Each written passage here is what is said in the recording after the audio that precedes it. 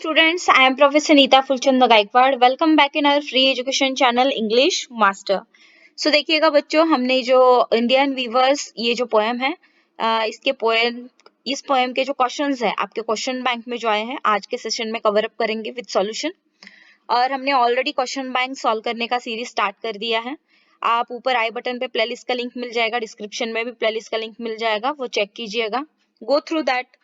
पहले तो the most important thing is that कि आपको सारे आपके जो टेक्स्ट बुक में आए हुए लेसन्स है, प्रोस सेक्शन है और जो पोएट्री सेक्शन है वो आपको अच्छे से लर्न करना पड़ेगा। You have to understand what is the meaning exact of the given extract.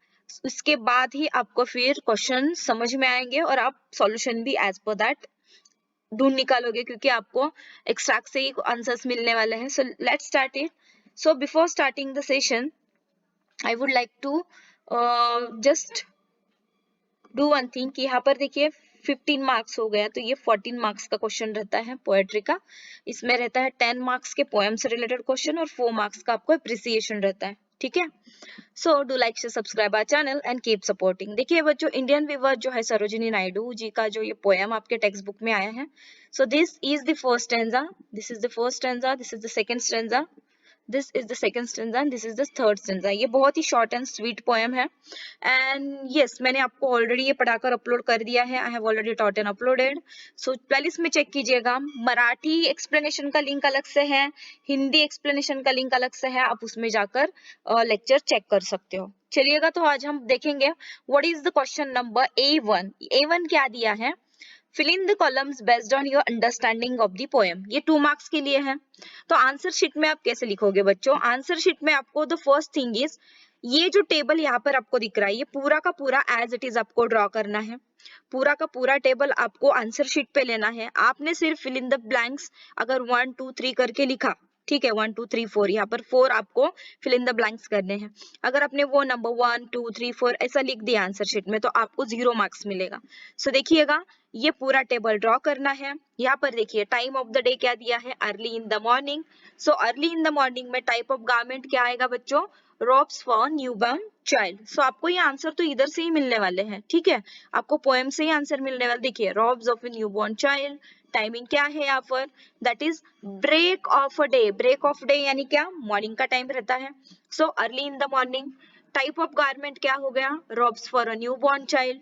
Colour of garment देखिएगा आपको फर्स्ट स्टैंजा में मिल जाएगा। यहाँ पर कलर कौन सा दिया है, ब्लू। यानी कि आपके सामने आंसर से सिर्फ आपको उनको ढूंढ के अच्छे तरह से प्रेजेंट करना है। And for home, this is for newborn child, this is for newborn child, ठीक है। सो आई होप कि आपको ये समझ में आ रहा है। Early in the morning, types of garment आपको लिखना है, ropes for a newborn child, colour of garment blue and for home newborn child. For home का मतलब होता है किसके लिए वो बनाए जा रहे हैं। अगेन हमें देखिए सेकंड, इसमें यहाँ पर ये ब्लैंक रखा है कि टाइम ऑफ द डे क्या रहेगा। सेकंड स्टेंजा में आप जाओगे तो आपको सेकंड स्टेंजा में पता चल जाएगा कि टाइम ऑफ द डे क्या है। यहाँ पर क्या आया है, at fall of night. At fall of night का मतलब होता है late in the evening. So यहाँ पर गारमेंट क्या है, मैरिज वेल्स ऑफ क्वीन, उसके बाद कलर दिया है पर्पल एंड ग्रीन।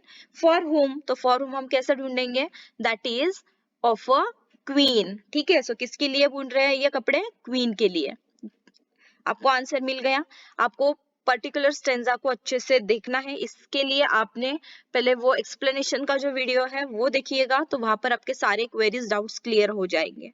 अभी देखते हैं कि थर्ड में क्या आया है, that is in the dead night, ठीक है। In the dead night type of garment क्या यहाँ पर बुन रहे हैं, डेड मैन्स फनरल श्राउड। इसका कलर आपको इधर ही मिल जाएगा, दैट इज व्हाइट कलर है, ठीक है। इसको सिर्फ आपको उठाकर यहाँ पर लिखना है and this is for home, dead man, ठीक है। तो आपको सिर्फ ये 4 जो ऑप्शंस है, robes for a newborn child, उसके बाद late in the evening, queen and fourth आपका आएगा कलर ऑफ गारमेंट व्हाइट। ये एज इट इज अगर आप अच्छी तरह से प्रेजेंट करते हो आंसर शीट पर तो 2 आउट ऑफ 2 मार्क्स आपको आपके आंसर इस आंसर के लिए मिल सकते हैं, ठीक है। ये बहुत ही आसान सवाल है और आसान तरीके से हमने इसके आंसर भी ढूंढ लिए। अभी हम पढ़ेंगे question number A2, complete the following web about what weavers compare the garments, ठीक है। तो यहाँ पर वीवर्स ने जो गारमेंट बुने हैं उन्होंने इसको कंपेयर किससे किया है। पहले देखिए आपको आंसर शीट में ये भी एज इट इज आपको लिखना है, ये एज इट इज आपको वेब चार्ट जो है ये ड्रॉ करना है। नहीं तो आप नंबर 1 नंबर 2 इस तरह से नंबर 1 नंबर 2 आंसर लिखोगे तो आपको 0 मार्क्स मिलेंगे। सो ये गलत तरीका आजमाना नहीं है, आपको आंसर शीट में ये पूरा वेब ड्रॉ करना है। ठीक है, वेब ड्रॉ करने के बाद ही आपको अच्छी तरह से आंसर्स लिखने हैं। देखिए फर्स्ट यहाँ पर है और ये वाला आपको चार्ट कंप्लीट करना है, एंड यहाँ पर ये सेकेंड वाला टेबल कंप्लीट करना है। So these are the things. So यहाँ पर क्या दिया है, weavers compare the garment being woven by them with, तो कंपेयर किससे किया है, यहाँ पर आपको पहला ऑप्शन दिया है marriage veils of queen with the feather of a peacock. देखते हैं पोएम में, the marriage wealth of a queen with the feather of peacock, ठीक है, like the plums of a peacock, यानी कि feather of peacock। यहाँ पर समझ में आ गया नंबर सेकंड स्टेंजा में। तो हमें क्या करना है, देखिए हमने फर्स्ट स्टेंजा में आ गए, यहाँ पर आंसर क्या दिया है मैंने, garment of a gay for new born child with blue wing of a halcyon wild, as it is आपको लिखकर यहाँ पे लेना है, दैट इज गारमेंट, ठीक है, garment of a gay as the wing of a, किस तरह से लिखा है देखिए, garment of a gay for new born child with blue wings of a halcyon wild, ठीक है, ये फॉर्मेट आप ध्यान में रखिएगा। उसके बाद यहाँ पर आया है dead man's funeral shroud with a feather and white cloud.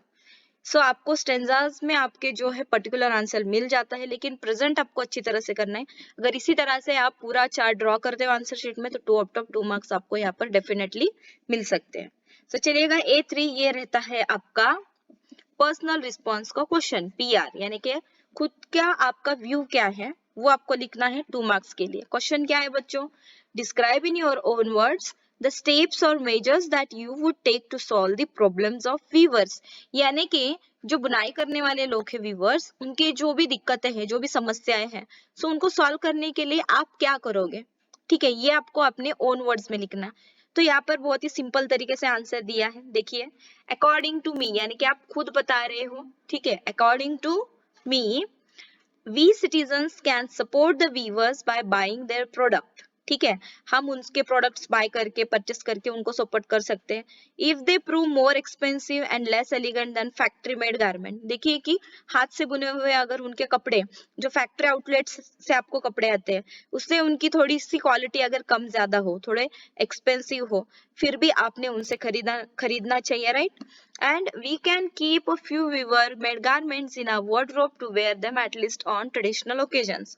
और आप कभी कोई त्योहार हो, कुछ समय हो, कोई फंक्शन हो, तो उस पर वो कपड़े आप वेयर कर सकते हो। इस तरह से आप अपने खुद के अंदाज से ये आंसर दे रहे हो। इस तरह से ये 2 to 3 सेंटेंसेस में आंसर हमने लिखा है। इसको अच्छे से लर्न कीजिएगा, because practice makes man perfect.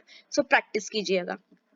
Question number A4, The rhyme scheme in the first stanza is AABB। देखिए rhyme scheme क्या आई है फर्स्ट stanza में, AABB। Find rhyme scheme in the second and third stanza and also write down the rhyming pairs of words of the second and third stanza from the given extract। So let's get back to the poem। देखिएगा AABB, day, gay, wild, child, ये rhyming pair हो गया, ठीक है। और rhyme scheme क्या आ गई, AABB। यहाँ पर ये नाइट आया है तो नाइट के नीचे ब्राइट, ठीक है, ये आपका राइमिंग पेयर हो गया। देन ग्रीन एंड क्वीन, ये भी राइमिंग पेयर हो गया। यहाँ पर देखिए स्टिल, चिल, क्लाउड, श्राउड। समझ में आया बच्चों।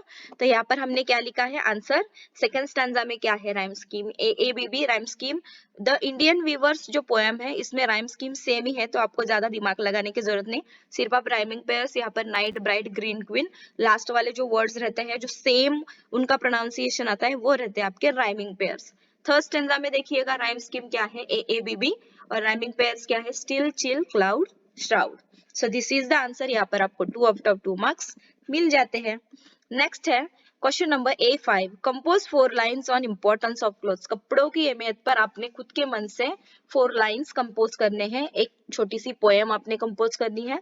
तो देखिए ये आपके ध्यान में भी रहेगी।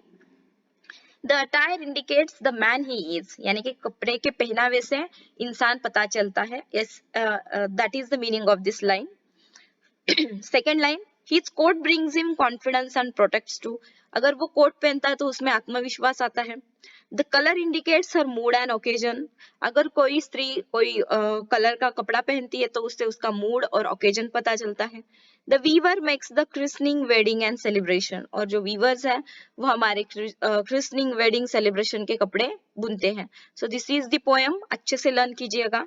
2 आउट ऑफ 2 मार्क्स आपके। सो हमने 10 मार्क्स का पूरा ये जो क्वेश्चन है 10 मार्क्स के लिए आज के इस सेशन में हमने कवर अप कर दिया इंडियन वीवर्स के जो क्वेश्चन है आपके क्वेश्चन बैंक में। आगे के सेशन में हम अप्रिसिएशन देखेंगे 4 मार्क्स के लिए, तो वो अप्रिसिएशन रहेगा song of the open road, Walt Whitman की जो आपको पोएम है उसका। तो जल्दी ही मैं वो भी लेक्चर अपलोड कर दूंगी। तब तक के लिए आप अच्छे से पढ़ाई कीजिएगा। अगर कुछ डाउट्स हो तो you can ask me in the comment box, we will try to sort out your doubts. And yes of course, जो कमेंट्स आप सबका प्यार मिल रहा है उसके लिए तहे दिल से धन्यवाद। Thanks a lot for your love and support to our English Master channel. Keep supporting. And yes, of course, बच्चों शेयर ज्यादा से ज्यादा कीजिएगा, क्योंकि एग्जाम नजदीक आ रही है। कोई भी अगर बच्चा टेंशन में हो तो हमारे लेक्चर से अगर उनका टेंशन फ्री होता है तो उससे बड़ी बात कोई नहीं है। हमारे लेक्चर्स फ्री है, कुछ भी किसी भी तरह की फीस यहाँ पर नहीं ली जाती। जस्ट आपको विजिट करना है चैनल को, लेक्चर्स चेक करने हैं और पढ़ाई करना है। ठीक है, पढ़ेगा इंडिया तो बढ़ेगा इंडिया। चलते हैं, जल्दी ही मिलते हैं नेक्स्ट लेक्चर में। तब तक के लिए thank you so much, take care and bye bye.